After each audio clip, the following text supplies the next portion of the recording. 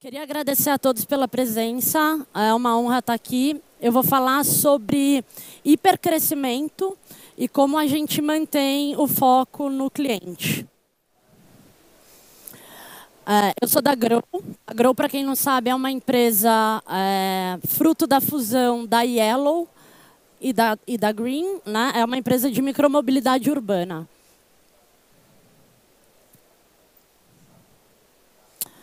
Então, eu sou a Mari, eu sou responsável pela área de produtos focada em Customer Experience da Grow. Eu tenho um objetivo principal lá dentro, que é olhar para a área, olhar para a experiência do usuário como um todo e tentar entender aonde ele está se frustrando durante essa experiência e aonde ele está tendo sucesso. E nos pontos de frustração, tentar resolver isso, sanar para que ele tenha a melhor experiência possível. Meu segundo objetivo lá dentro é fornecer as ferramentas necessárias para que o time de CX consiga atender esse cliente de forma eficiente.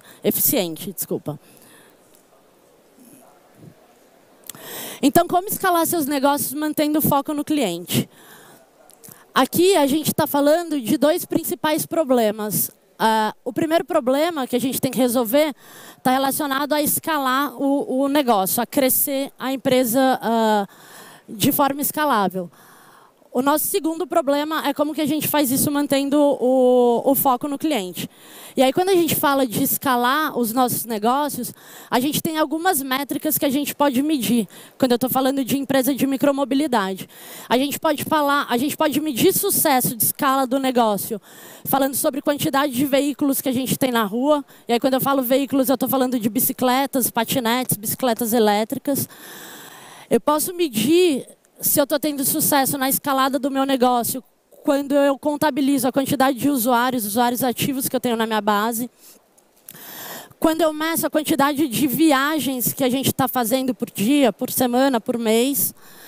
Qual é o nosso ticket médio, quanto que as pessoas estão gastando por cada viagem e qual que é o nosso índice de perda, né? Que a gente tem, enfim, a gente tem ativos na rua, a gente perde esses ativos por conta de roubo, vandalismo, etc. Então, a escalada do negócio também é medida por índice de perda.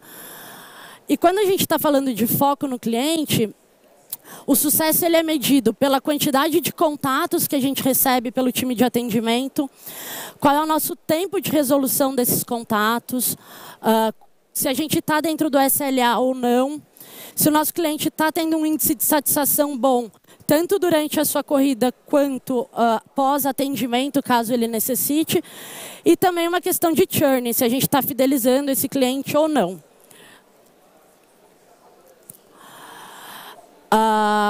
O meu principal indicador aqui é o contact rate. Eu meço a quantidade de contatos que eu tenho em relação à quantidade de trips que eu tenho. Então, como eu falei antes, a gente tem uma série de indicadores para medir sucesso nessas duas dimensões. No entanto, eu me foco nessas duas métricas para dizer se o meu trabalho, o trabalho da área de produto e tecnologia está tendo sucesso, que é a quantidade de contatos que a gente recebe no time de atendimento em relação à quantidade de viagens que a gente faz. A gente entende que o sucesso é quando o usuário ele pega um veículo nosso no ponto A, esse veículo no ponto B, sem precisar entrar em contato com a gente para nada, que ele tenha uma viagem tranquila, que ele não tenha nenhum problema na hora de desbloquear um patinete ou na hora de finalizar uma corrida de bicicleta. Se ele precisa entrar em contato com a gente é porque aconteceu alguma coisa errada, então a gente tem que estar o tempo inteiro tentando reduzir esse índice de contact rate. Antes de eu entrar um pouco mais na estratégia de como a gente está trabalhando esse indicador e o que a gente tem feito para trabalhar esse indicador, eu vou contar rapidamente a história da Grow, como que a Grow foi criada, e também para vocês entenderem por que a gente está falando de hypergrowth, né? A Grow ela tem menos de 1 ano, e aí eu vou mostrar um pouquinho para vocês os principais acontecimentos que marcaram a história dessa empresa e por que a gente se coloca como uma empresa num cenário de hypergrowth, tá?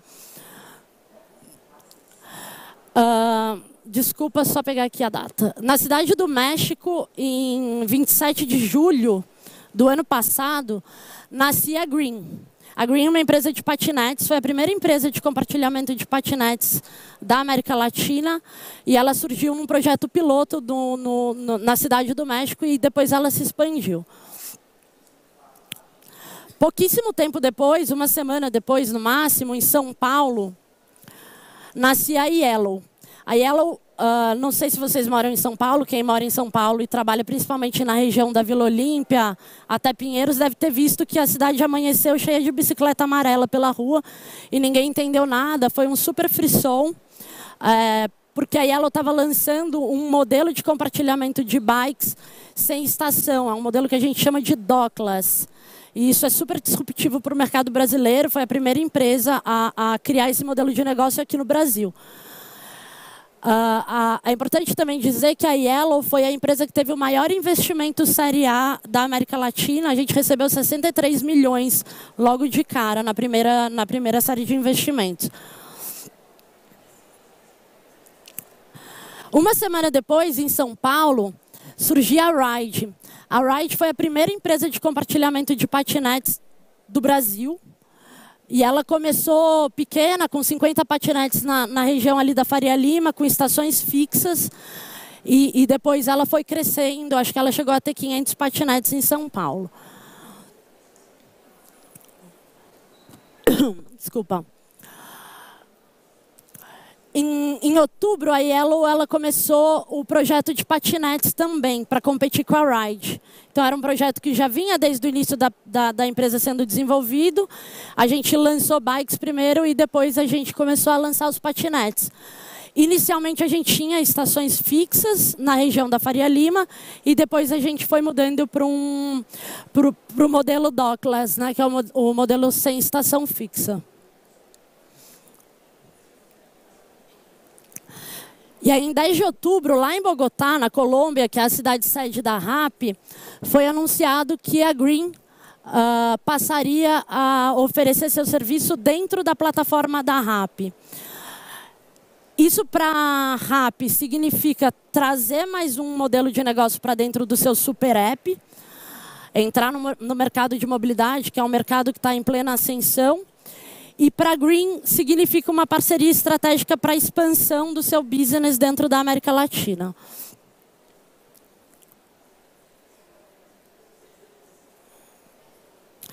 Em 30 de outubro, em São Paulo, a Green incorpora a Ride. Ela compra essa empresa que estava há pouquíssimo tempo no mercado de São Paulo e ela começa a marca Ride morre, né, porque a Green comprou, e a Green começa a operar em São Paulo com o time da Ride, que foi todo mantido, e o time da Ride que direciona as operações aqui dentro de São Paulo. Então, aqui eu falei de uma história bem rápida, né, da fusão da Green com a Ride, do lançamento de bike e scooter da Yellow. A gente está parando mais ou menos aqui em outubro.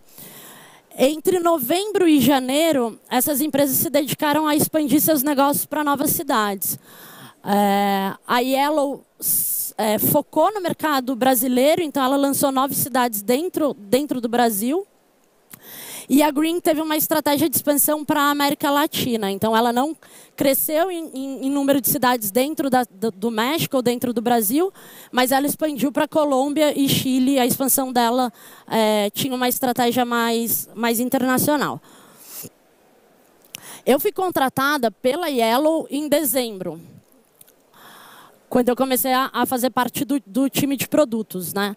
E aí, como eu falei para vocês, quando eu fui contratada, o Ariel, na época, que é o fundador da Yellow, ele falou o seguinte: Mari, a gente já cresceu muito até aqui, muito. Só que a gente vai crescer muito mais daqui para frente. E não tem ninguém olhando para Customer Experience. E eu preciso que alguém olhe para Customer Experience. É muito comum que o time de Customer Experience ele responda dentro das empresas para o time de operações.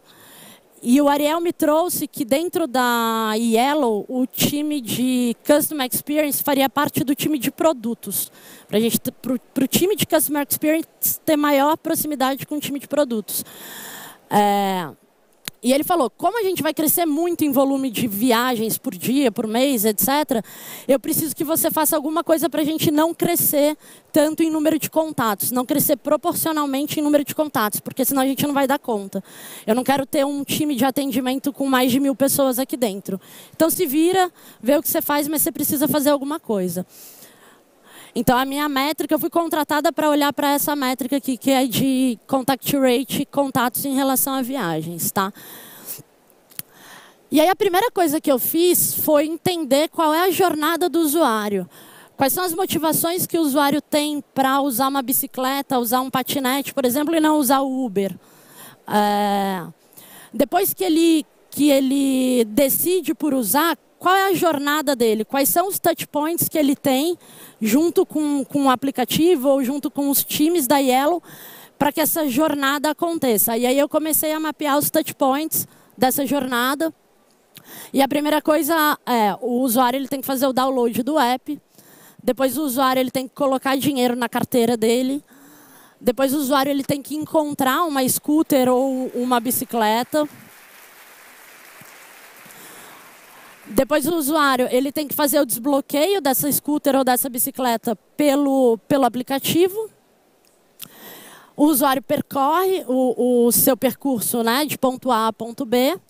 Ele encerra essa viagem também através do aplicativo. E, por fim, se ele teve algum problema, ele tem uma parte do aplicativo que é dedicada a fazer reportes de viagens.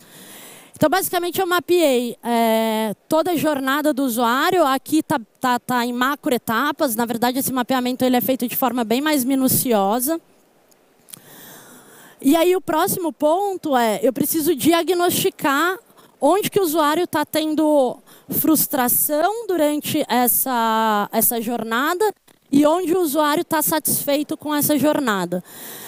E aí, para diagnosticar, tanto para mapear, na verdade, quanto para diagnosticar problemas durante a jornada do usuário, o meu trabalho foi muito de ir para a rua, conversar com usuários, usar muitos produtos da Yellow na época, bicicleta e patinete, trabalhar junto com um time de operações, ir para a rua junto com um time de operações, entender como que é feito o trabalho do guardião na rua, o que que os usuários falam para o guardião quando eles entendem que aquela pessoa que está na rua trabalha para a Yellow, conversar com as demais áreas envolvidas nesse processo internamente, fazer pesquisa, enfim, uma série de coisas para a gente conseguir chegar aqui num diagnóstico.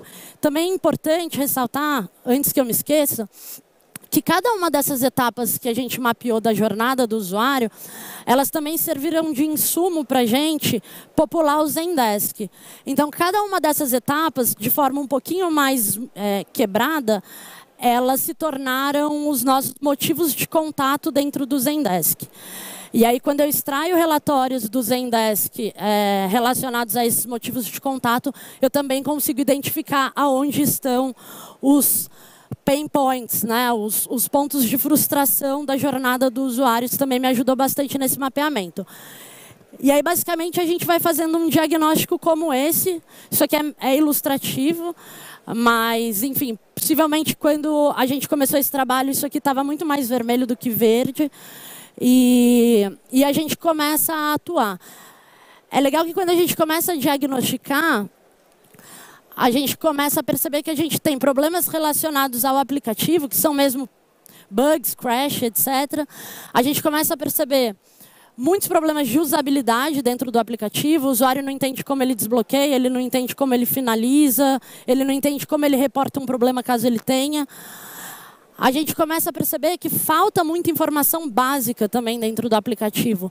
Muito usuário entra em contato com a gente para saber qual é o preço para usar esse patinete, qual é o preço para usar a bike, qual é a área de atuação,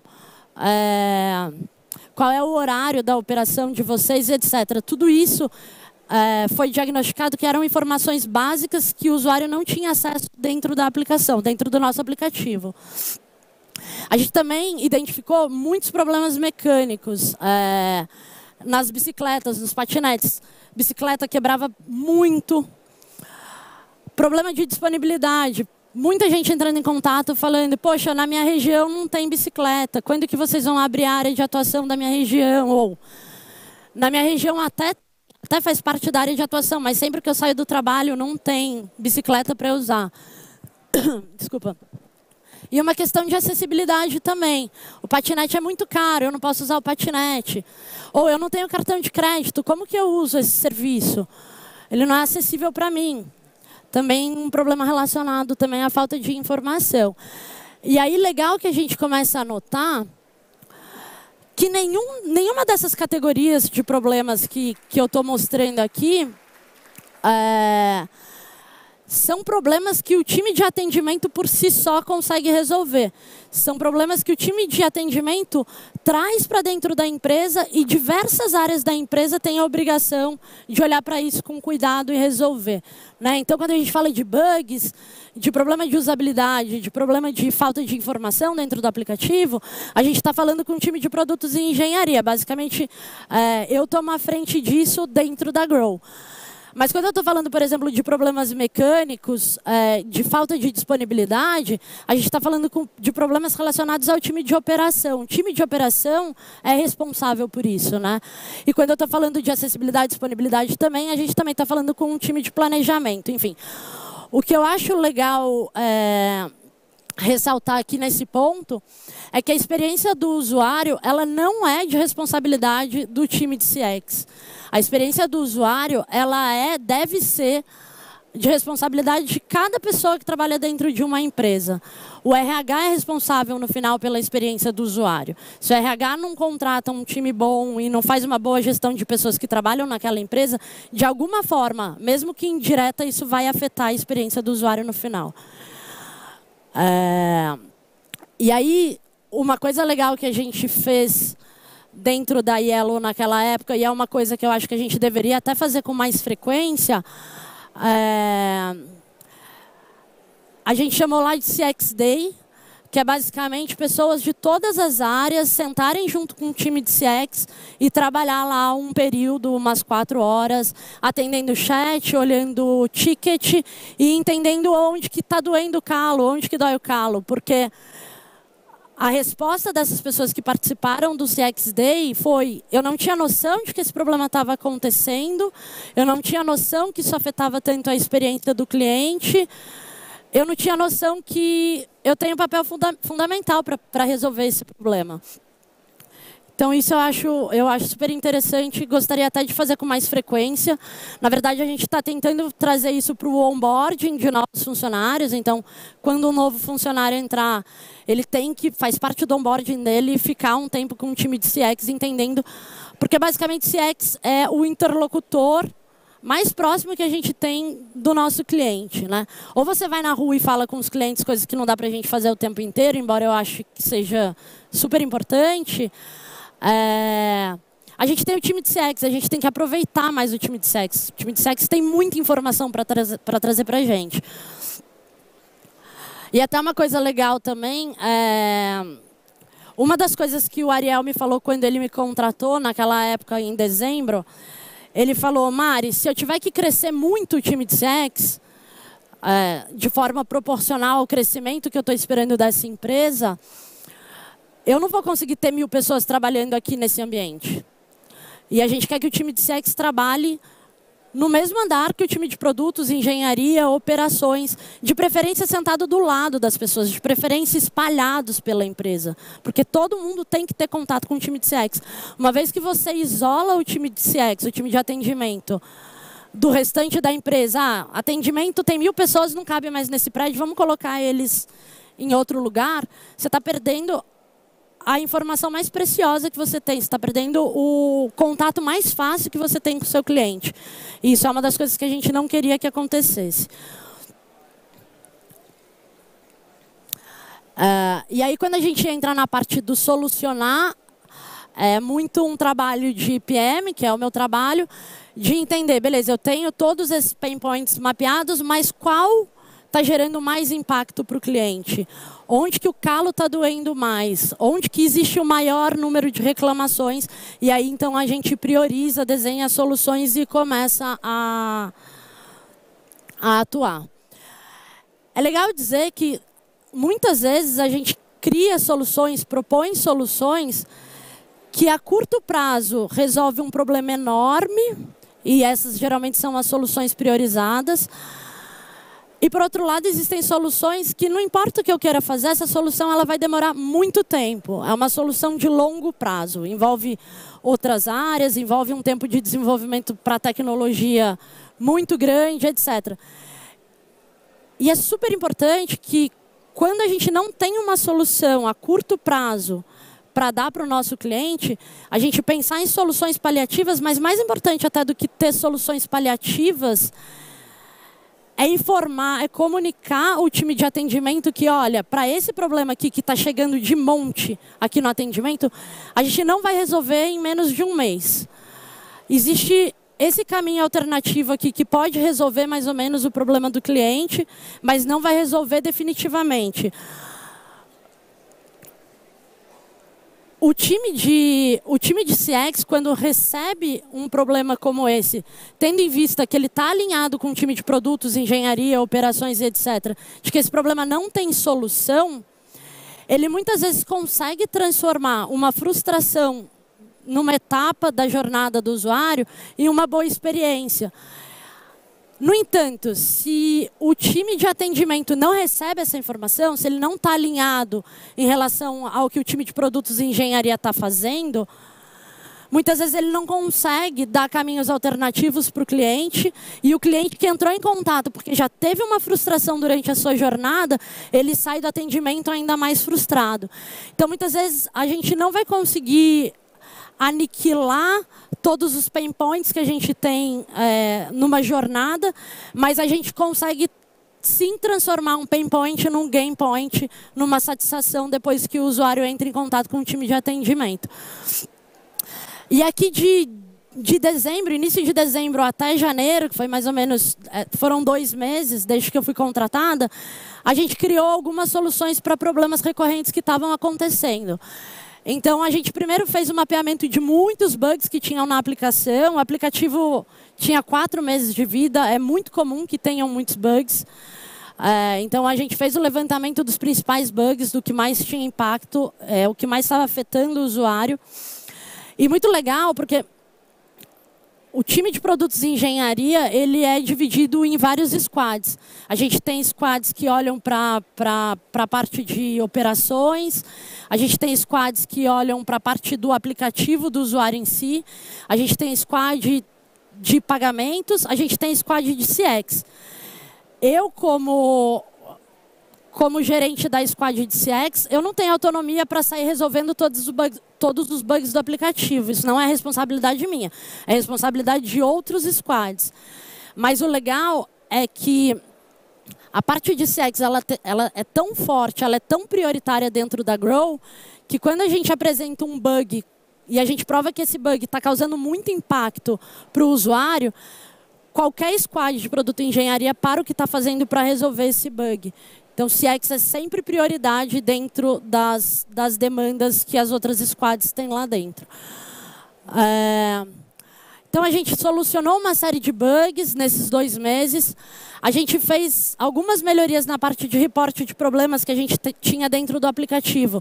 Porque o usuário ele termina uma corrida, ou ele nem inicia uma corrida, e ele quer reportar, por exemplo, que o freio daquela bicicleta não está funcionando.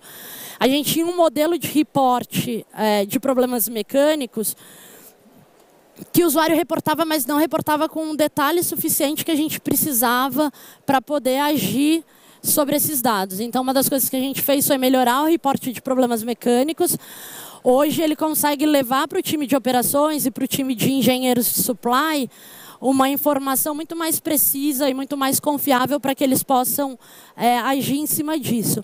O tempo inteiro, o time de engenharia de supply está pensando na nova versão da bicicleta, na nova versão do patinete, e esse tipo de insumo que o nosso usuário traz, que é uma frustração que ele tem na jornada dele, porque ele queria usar aquela bicicleta está com o freio quebrado.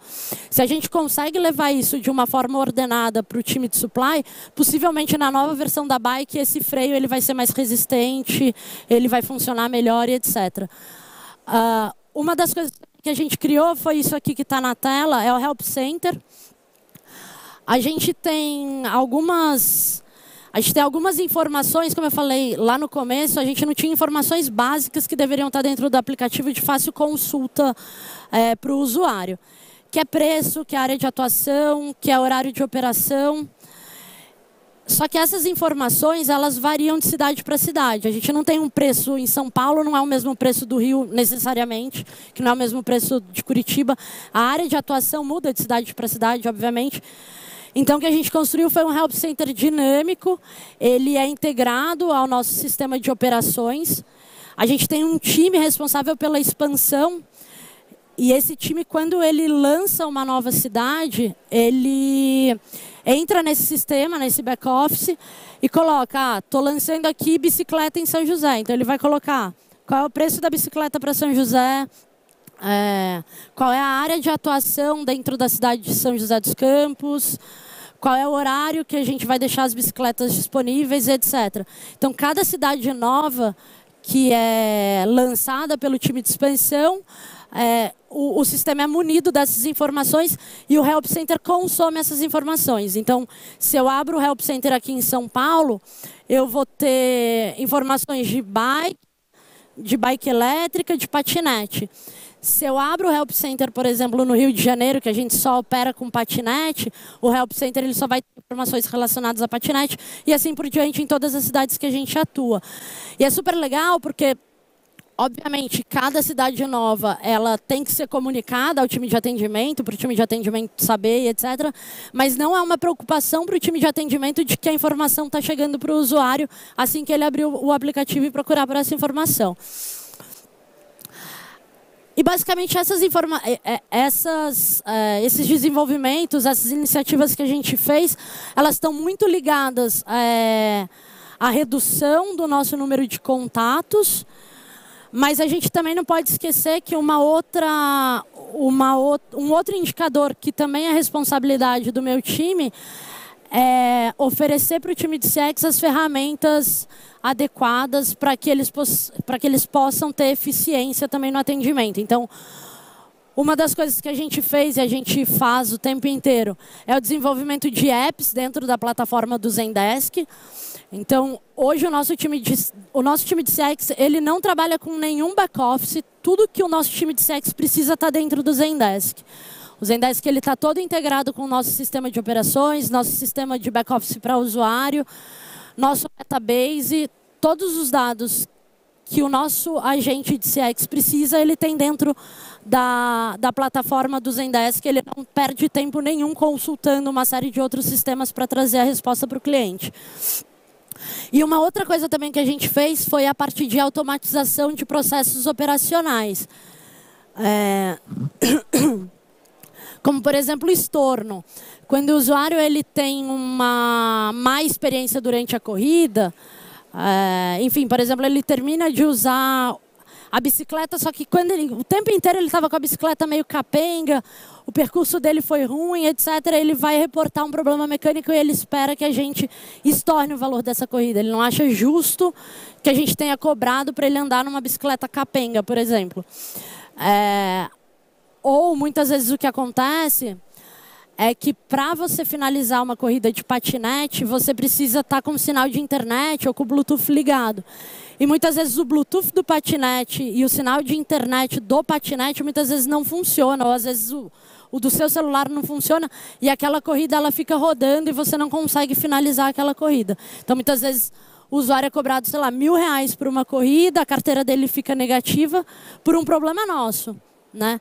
E aí ele entra em contato com o time de CX pedindo estorno daquele valor, porque ele não tem que pagar R$1.000 por uma corrida de patinete. Isso acontece com uma certa frequência, obviamente que a gente tenta... Desculpa. Obviamente que a gente tenta eliminar o mal pela raiz, mas continua acontecendo. E para o cara de CX, o tempo inteiro ficar ali apertando um botão e fazendo estorno da viagem é um trabalho muito operacional, não exige tanto raciocínio dele. E a gente não quer ter um bando de robô apertando o botão. A gente quer pessoas no time de CX que realmente tragam para a gente informações úteis, que tragam para a gente propostas de solução e etc. Então, a gente fez toda uma análise de dados bem profunda E a gente percebeu que 90% dos pedidos de estorno que eram feitos eram concedidos. Mais ou menos 10% dos pedidos de estorno que não eram concedidos eram de pessoas tentando passar a perna, né? Pessoas que não estão ali com muita boa intenção. E a gente acabou automatizando esse processo de uma forma que a gente não vai punir o bom usuário, que de fato teve um problema, mas a gente também não está abrindo brecha para pessoas mal intencionadas acharem que elas vão andar de patinete, de bicicleta por aí, pedir estorno e isso vai ser feito. Então a gente tira do time de CX uma demanda enorme que eles tinham para fazer a análise desses estornos. Isso passa a ser um processo automatizado. Obviamente, alguns estornos que são um pouco mais duvidosos ainda caem para o time de CX analisar, mas boa parte deles eu tenho certeza que os usuários que são bem intencionados recebem esse estorno de uma forma bem rápida na sua carteira.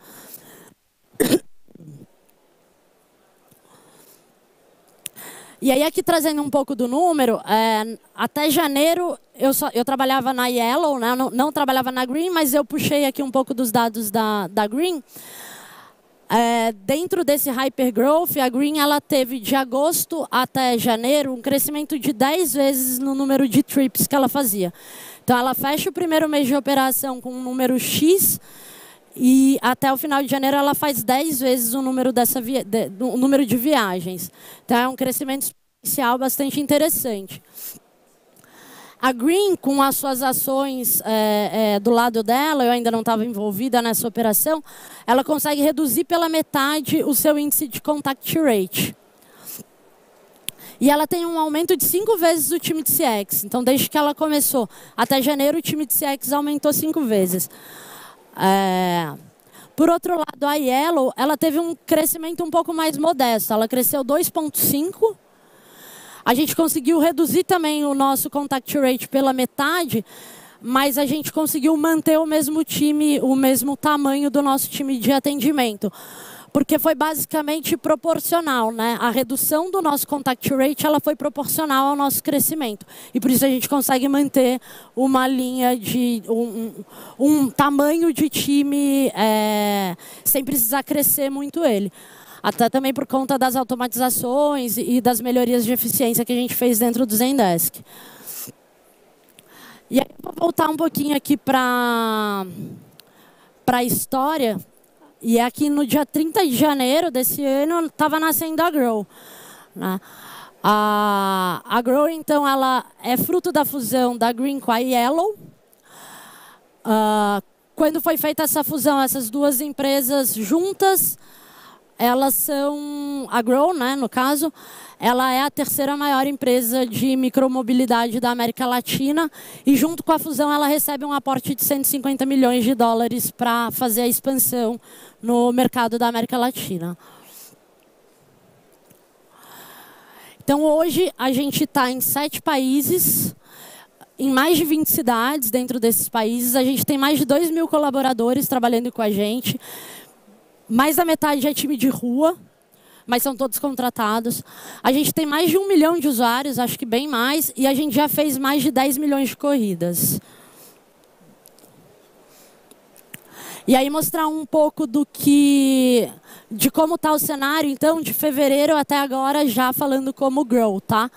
A gente teve um crescimento de fevereiro até agora de 1,6 no número de corridas.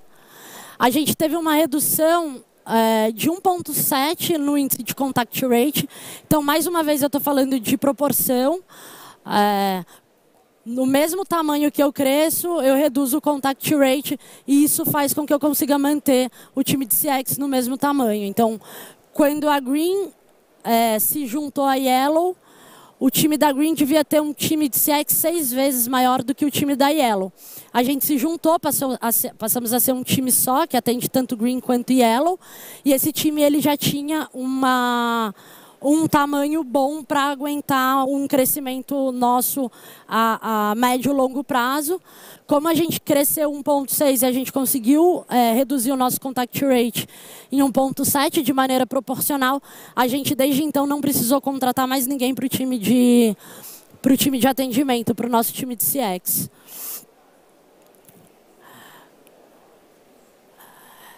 E aí só uma coisa que eu acho super importante, acho que eu já falei um pouco, mas